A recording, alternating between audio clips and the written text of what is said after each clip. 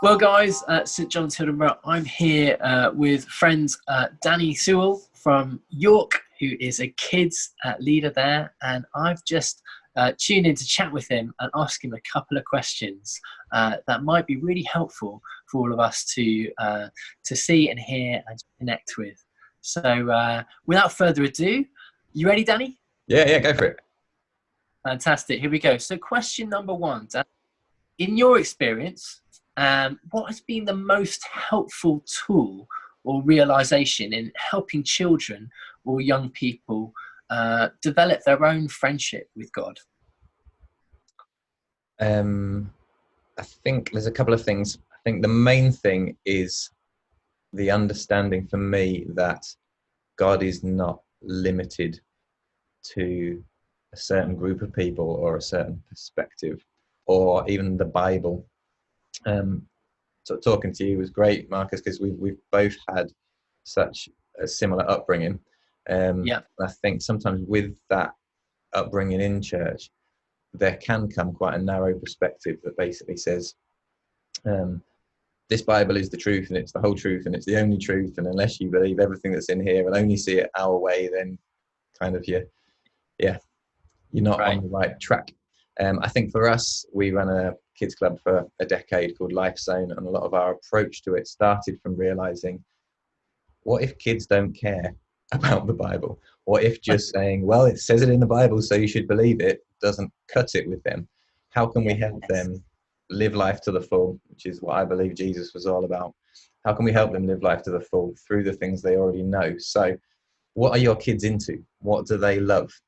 If it's Minecraft, start with Minecraft. Have a look at Minecraft, get to know it and say, what is there in this that can help kids see life in a different way? And have a think about it. Minecraft, you start with a blank slate in a world where it's full of resources that are there for them, but how they interact with that's important. And you can build things step by step. What are they building in their lives?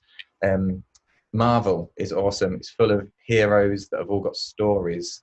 You could take those parallels with the Bible. It's full of heroes that have stories, but get to know those stories. Ask your kids. I think be interested in your kids rather than just trying to tell them what you think they should know. We all want to be heard. We want to be listened to. So I think for me, the revelation that also anything around me could be used to talk about a principle. I've got a phone here. I could use that to talk about all sorts of different principles in life. We have a ukulele. What that makes a sound, but if it's not in tune with something, it's not going to make a great sound. And actually, there are ways of being in tune in life. And it can seem like really stupid metaphors, but I think if you start with something visual that kids already have, then you can actually pull truth out of that. And I think that's what Jesus did with parables. He was taking things that people already knew, and then he was pulling out of that truths that were going to help them move forward in their understanding of life and the universe and of God. So yeah, I think that's been super helpful for us in what we've done. That's brilliant. Start with what they're into. Start with where. Go from there. Fantastic. Cool. My second question is, how can we best encourage and connect with children and young people we work with at this time when we can't yet meet with them face to face? I guess we've never met, but we've done face to face for probably an hour, and it's been great. Brilliant. I mean, I've not done a massive amount with our kids over lockdown through church, but one of the things that I have done is, I guess it's the personal thing. It's getting to know what your kids are into and how can you engage with them, because we love to feel valued, and I think we feel valued when other people value what we value. So there's a little kid at our church. I think he's only about 4, but he loves drumming and he's got his little drum set. So we've done a couple of FaceTimes where I've had my guitar and he's had his drum set, and we've just been there for half an hour just jamming, and it sounds awful and it's really bad, but he loves it and he's been valued for half an hour. Do you know what I mean? And I think you don't have to preach, you don't have to, there's a message there that you are worth my time and you're valuable. And I think a lot of it's about building connection with people, isn't it? And relationships are huge. And also, if you've got that connection, then when it comes to a time in life when someone needs some direction, maybe they'll come to you. Maybe they'll respect what you've got to say. You said it earlier, that people don't care what you know until they know that you care. So maybe this is a great opportunity where we can just show people we care just by saying, how are you? What have you been up to this week? How are you feeling at the moment? Do you know what I mean? Yeah, definitely. Yeah. Relational, I think. Brilliant. That's definitely been true in my life. I remember sort of being really, as I said, into drumming, you know, about sort of 8, 9, 10, and then meeting a guy who's still a friend of mine, you know, in this, you know, in 2020, who's a drummer at Soul Survivor, and he just really took an interest in me and really encouraged me in the drumming, and that really meant so much to me. And I think as a result of that, you know, I had a lot of time for what he had to say. So of other times, you know, if I was going through a difficulty, you know, I'd think about this guy and sort of you know, go to him, because he'd sort of give me the time and showed me that he valued me and was interested in me, and enjoyed being around me. So yeah, great stuff, man. And I guess it doesn't always have to take a lot of time. Sometimes you can send a little video. Another kid at our church had a birthday recently, and I spotted on Facebook that it was their birthday. So I just sent a quick, like, 20-second video message that was like, hi, how are you doing? I hope you've had a really nice day. If you want to call me, then feel free, but no worries. It's nice to, I hope you've had a great day. Do you know what I mean? Just, it takes 10 seconds, but just spread a little love. Thanks. Thank you so much. Question 3. What advice would you give to Christian parents on how to answer hard questions that their kids or young people might be asking about God and faith in this particular season we're in? I think the first thing is don't be afraid, because I think fear screws everything up, and it's so easy when it comes to faith to be afraid that we might get it wrong, or that our kids might end up not believing like we do, or and great. I mean, a big part of what we've just been chatting about is the fact that I believe that God is not limited. So I think I see God in all things and all people, whatever they believe. And I think God is working in all people. And I think that excites me. And I think it also takes some pressure off, because I think you can then, if you start with the fact, I believe that there are great things going on inside my kid. And actually the truth is gonna, the truth will out, they say, don't they? Like the truth is gonna rise to the surface in all of this.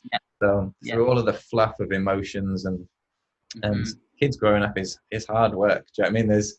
It's a difficult process and a difficult journey. But I think through all of that, if you can understand that actually God and truth is there. Some things like questions, I think, are huge.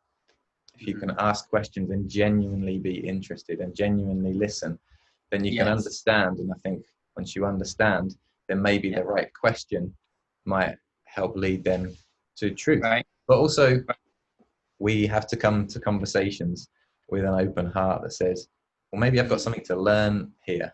This is a slight parallel, and feel free to edit this out if you need to. But a few years ago, something I had mentioned to you, I went to Goa in India. Our church supports an orphanage, or a few orphanages in Goa. And we had an opportunity to go out and do some kids work there for a week in this orphanage. It's about 180 kids, I think. And it was such a great experience. I went with a great mate of mine from Liverpool. Great fun. Well, before I went, a friend of mine who is Zambian took me out for dinner, and he said, I wanted to talk to you before you go to the third world, because he said, as somebody from the third world, it's very easy for somebody from the Western developed world to go out there with perspectives that you don't even realize you've got, with motivations you don't even realize you've got. It's so easy for you to think you've got all the answers and you need to go out there and tell them the answers. And he said, you need to understand you are going there to learn. And what can you learn from people?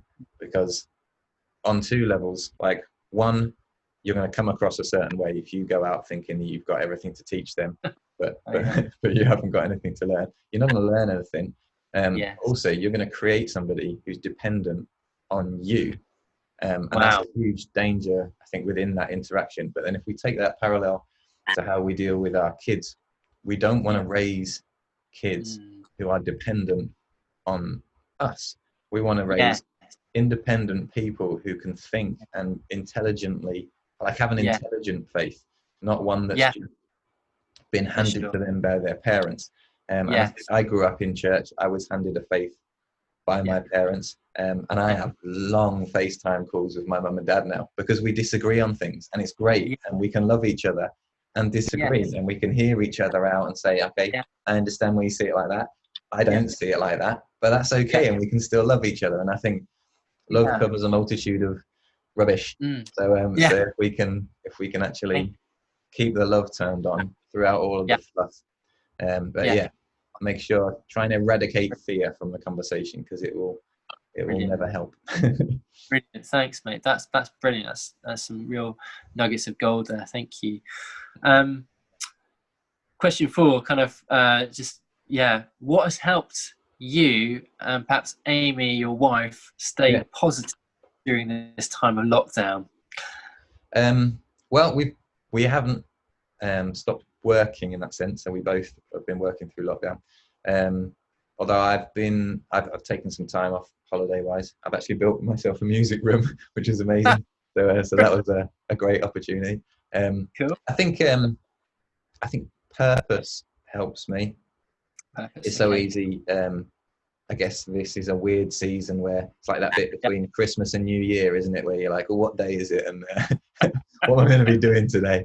Groundhog. Yeah, it's a Groundhog Day. It goes round and round. So yeah, I think having purpose, a project that personally that helps me. I think it's also great to stop, and I think that's been a great lesson for a lot of people throughout this whole season. It's been, I am not the things that I do. Yes. I'm a person outside of everything that I do. Sometimes we only have to face like that when we have nothing to do. And there's some of us that find it hard to get motivated to do things. There's some of us that find it really hard to stop because we're like, but who am I if I'm not achieving something today, So I think there's great lessons in that. I've listened to some really great audiobooks that I think have helped. There's a lot of great content out there to listen to. And I think listening to great content and finding something to get your teeth stuck into. But it's an incredible opportunity. I mean, especially if you have more time than you normally would. Yeah. The kinds of things we can do. But also we don't have to achieve everything in the world in lockdown. It's easy to fall either side of that trap and think that you haven't done enough or whatever. But I feel quite fortunate throughout the experience that I've had the space. Sometimes not having kids can be a blessing. And connecting with friends is great. It's a good opportunity. Meeting new people, it's really nice. Yeah. Oh, well, I was saying to Anushka, yesterday, we may never ever have another season like this in our lifetime, and so let's embrace it for the gift that it can be, and treat it as this is a unique season in which we have time, which we're all kind of, nobody has more time than anybody else in one sense. Whether you've got children or not, we all got the same amount of time. So let's make the most of every day. That's what I'm trying to do. Not always feel like I'm getting there, but I'm headed in the right. Taking that pressure off helps as well. I think that helps survive lockdown. It's taking the pressure off yourself to be whatever, because it's like this is uncharted waters, and so I think when it comes to faith generally as well, allowing yourself the space to make a lot of mistakes and not killing yourself for stuff, it's like it's so easy to put so much pressure on ourselves, and then life is there to be enjoyed, I think, as well. Thanks, mate. Yeah, a really good reminder. And finally, I asked you if you kind of are if you're used to kind of asking God and having having chats with God and listening to Him, which I gather that you are from our chat, would do you sense that God may be having anything to say to parents, children, young people at St John's in Hildenborough at this time, and just offer this as an opportunity, and there's no pressure. That, Yeah, sure. yeah. Well, I mean, yeah, you sent me these questions through, and I've thought about it a bit. And the thing that sticks with me, I think God speaks in different ways to different people, and I don't think there's one way of that happening. I think, I think as well, God is a huge mystery as well as a known. I call it the intimate unknown. It's like that thing that's so close and yet it's such a mystery to all of us, you know. And I'm really fortunate. I'm part of a church in York that's called Q Church, and it's called Q Church because the Q stands for quest.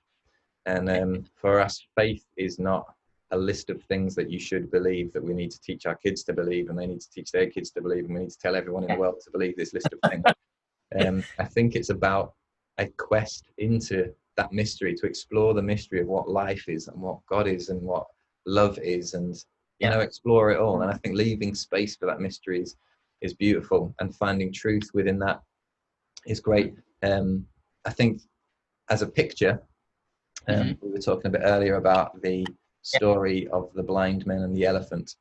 And that's really what stuck with me when I was thinking about your church and your people. If you don't know the story, there was once an elephant, and there were 5 blind men, I think, that had never seen an elephant, and they were led to the elephant. And they were asked to describe the elephant. So one is saying, well, it's like a tree. It's like a big trunk of a tree. And they had the leg, and they were like, it's huge and it's round. And the other one was saying, you're wrong. It's nothing like that at all. It's like a big flap, and it's wide and it flaps around. And they had the ear. And the next person was like, you are both wrong. You don't understand what an elephant is. An elephant is like hairy and it's swishing around, and they had the tail. And someone else had the trunk, and they were saying, I don't know what any of you are talking about. You're completely wrong. It's got like 2 holes in the end. You get the idea. They all came to the elephant from a different perspective. Which one was right? Kind of is a really dumb question, because actually the best question is, what were each of them seeing? And actually, if each of them could sit down and say, well, I see this like this. My experience is this. And if they could all listen, then they'd all actually be able to put together a picture of the whole elephant. And I think in the world that we are living in, the way that the current generation is growing up in a very different way from the previous generation growing up, and the internet has changed the world, and it's opened up a whole lot more perspectives than we previously had. I think for community to grow, it requires all of us to sit down, genuinely listen to each other. And it takes a whole group of people to embrace the truth. It's not just one person that says, hey, I got the truth and I'm going to tell you all about it and you should all comply to what I say. It takes a whole load of community saying, well, I see it like this is my experience. And I think whatever that applies to, whether obviously there's a lot of conversation at the moment about race, and when it comes to that, listening and understanding, I think, is a huge part of how we move forward from all sides. You know, everyone needs to hear everybody's perspective, and I think if we can genuinely care about what each other say, value that, and not assume that we're right all the time, then I think we will take strides forward as communities. That was what really settled on me. Thank you very much. I mean, that reminds me of something I heard somebody say. I think it was Danny Sewell from Bethel. He said, would you rather be right or would you rather have a relationship? Would you rather have a relationship or would you rather be right? Basically, same thing. So do we want to be the ones who think we're right, we're the right ones, this is what's correct and you need to believe what I believe? Or would you rather have a relationship, enjoy the journey of exploring other people's perspectives and hearing and listening and learning to listen well, even if you don't end up agreeing? It's huge, because if you all end up agreeing, then potentially you've missed something. You know? Yeah. I think I heard someone say in the Western world we value answers. Actually, in the Eastern world, especially where Jesus grew up, they valued Yes. questions. So actually, Right. the wisest people were not the people who had the best answers, but they were the people that asked the best questions. So I Great. think inspiring our kids, like, what Yeah. questions have you got today about Yeah. life? Like, encourage them to have questions, you know. Yeah. And I feel I'm really lucky to be part of a community where like questions are really valued rather than Yeah. we can get really Yeah. defensive about questions because we can No. feel Yeah. like, well, maybe they're gonna go astray or something. But it's like, no, come on, let's invite the questions. So Yeah, I think that's a huge part of it. Jesus was the master questioner, He after questioned the all. questions. Yeah, Great yeah. stuff. You mentioned Danny Silk. There was something. I think it was a Culture of Honor book that he Yeah. did, and Yeah. the thing that really stuck with me from that was he said, and I think this is huge in relationships. He was saying relationships work and honor works when two people allow the other person to be powerful. Yeah. I think often in a relationship, sometimes it's like, well, I want to have the power and I want you to not be as powerful because power is threatening to me. But I think when Yeah. you can say, well, look, I recognize that you are a powerful person and I am a powerful person, and Yeah. we can both sit together and Yeah. discuss and not be threatened by that. Yeah. Yeah, that's huge. Yeah. And also having, I think it's easy within that discussion to then go, well, nothing's really true and everything's just a mystery. You know what I mean? I think I also value having people in my life Yeah. like at Q Church. Anthony and Chris are the leaders there, and the things that they bring and the talks that they bring can Yeah. shine a light on something where you're like, yeah, that's something that I Yeah. can build my life on, you know. And it's Yes. important to have those things as well, because if you Yeah. look at the world, there isn't just liquid, there's solid and Yeah. there's liquid. There's some things that are fluid and there's some things that you can make as a foundation. And I think Yeah. I guess part of our journey in life is figuring out what are my solids and or what are the Yeah. things in my life that are the fluids that I can Yeah. take or leave, you know. Brilliant. Brilliant.